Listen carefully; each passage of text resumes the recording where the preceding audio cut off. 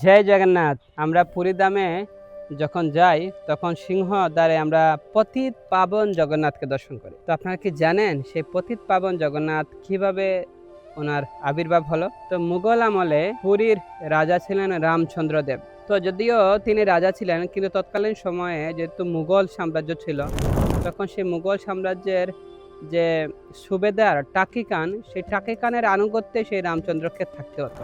তো টাকি খান যেহেতু তিনি হিন্দু বিদ্বেষী ছিলেন, তাই তিনি বারবার পরিকল্পনা করেছিলেন যে কিভাবে এই পুরী মন্দির লুণ্ঠন করা যায়। এবং এই পুরীতে যারা যারা তীর্থযাত্রীরা আসতেন তাদের কাছ থেকে তিনি অধিক মাত্রায় কর নিতেন জগন্নাথকে দর্শন করার জন্য। তো সেই জন্য রামচন্দ্র দেব তিনি টাকি খানের বিরুদ্ধে যুদ্ধ ঘোষণা করলেন, কিন্তু দুর্ভাগ্যবশত সেই রামচন্দ্র সেই যুদ্ধে পরাজিত হয়ে গেলেন এবং টাকি খান তাকে কি করলো, কারাবন্দী করলো এবং সেখানে তাকে রেখে দিল। তখন রামচন্দ্র খুব চিন্তায় পড়ে গেলেন যে পুরী মন্দির কখন লুণ্ঠন করে ফেলে টাকি খান। তার জন্য তিনি খুব দুশ্চিন্তাগ্রস্ত হলেন। তো একদিন এই টাকি খান এসে কারাগারের মধ্যে রামচন্দ্রকে প্রস্তাব দিল যে তুমি আমার বোন রিজিয়াকে যদি বিয়ে করো, অর্থাৎ তুমি হিন্দু ধর্ম পরিত্যাগ করে মুসলিম ধর্ম গ্রহণ করো এবং আমার বোনকে বিয়ে করো, তাহলে আমি তোমাকে কারামুক্ত করে দিব। তখন তিনি চিন্তা করলেন, না, আমি কেন ধর্ম আমি পরিত্যাগ করব। আবার চিন্তা করছেন যদি টাকি খানের সাথে আমি যদি মিল না রাখি তাহলে যে কোনো সময় সে পুরী মন্দিরের ক্ষতি করতে পারে। ওইদিন রাত্রে আবার লুকিয়ে যে টাকি খানের বোন রিজিয়া এসে রামচন্দ্রকে বললেন যে আপনি আমাকে বিয়ে করুন, না হলে এই পুরী মন্দির যে কোনো সময় লুণ্ঠন করতে পারে আমার ভাই।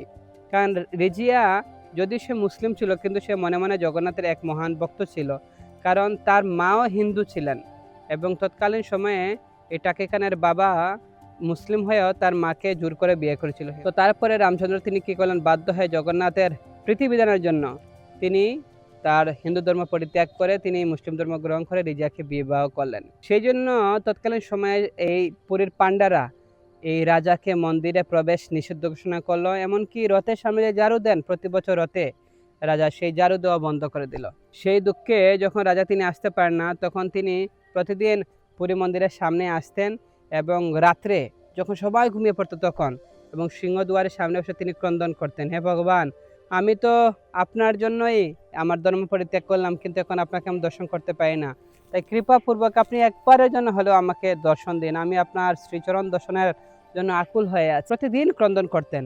এভাবে ক্রন্দন করতে করতে অনেক দিন যখন গেল, তখন ভগবান আর রত্ন সিংহাসনে তিনি থাকতে পারলেন না। তখন স্বয়ং জগন্নাথ সেই রত্ন সিংহাসন ছেড়ে সিংহদুয়ারের সামনে এসে তিনি প্রকট হলেন এবং সেই রামচন্দ্রকে তিনি দর্শন দিলেন। এমনকি রামচন্দ্রের নামও পরিবর্তন হয়ে গেছিল, মুসলিম নাম হয়ে গিয়েছিল। তো তারপরে যখন পরের দিন পূজারীরা আসলো, পাণ্ডারা আসলো, দেখলো যে এই সিংহদুয়ার থেকে ফুলের অনেক পাপড়ি রত্ন সিংহাসন পর্যন্ত আছে। তো তারা অবাক হয়ে গেল যে কি ব্যাপার, আমরা তো কাল সমস্ত কিছু পরিষ্কার করে ধৌত করে গেলাম। তারপর এরকম পরপর অনেকদিন ঘটার পর তারা চিন্তা করলো যে কি হচ্ছে। তখন তারা সবাই আবার সমস্ত পাণ্ডারা জগন্নাথের কাছে প্রার্থনা করলো যে ভগবান আমাদেরকে বলুন, আমরা কিছু বুঝতে পারছি না। তখন জগন্নাথ দেব সমস্ত বৃত্তান্ত তাদেরকে খুলে বললেন এবং পূজারীকে বললেন যে আমার এক বিগ্রহ তুমি সিংহদুয়ারের সামনে স্থাপন করো, যাতে আমার ভক্ত রামচন্দ্র এসে প্রতিদিন আমার সেই বিগ্রহ দর্শন করতে পারে। তাই সেই বিগ্রহের নাম বলা হয় পতিত পাবন। যে পতিত পাবন রত্ন সিংহাসন ছেড়ে তিনি সিংহদুয়ারের সামনে এসে ভক্তকে দর্শন দান করেন। জয় জগন্নাথ।